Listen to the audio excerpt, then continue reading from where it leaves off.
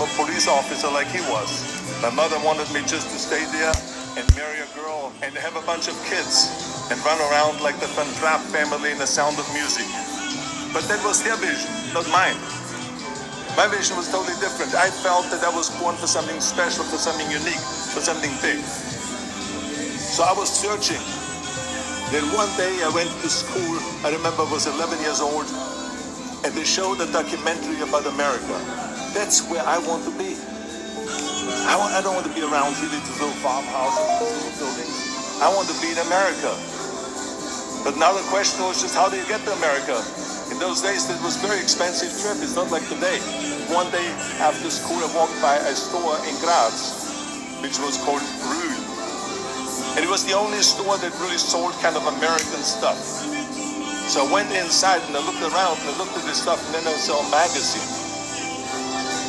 I saw a bodybuilding magazine that had Reg Park on the cover.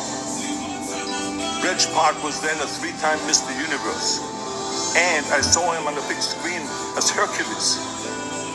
And on the cover it said, how Reg Park, Mr. Universe, became the Hercules star.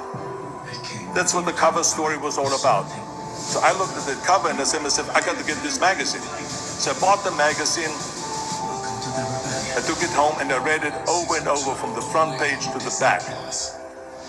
It had everything in there, how he trained, how he was working out in Leeds, England, in a factory town, how he worked out every day for 3-4 hours and became the strongest man of Europe, and how he won Mr. Europe, Mr. Great Britain, and then eventually Mr. Universe, and how he won the second Mr. Universe and the third Mr. Universe, and how he was discovered to play the starring role in Hercules.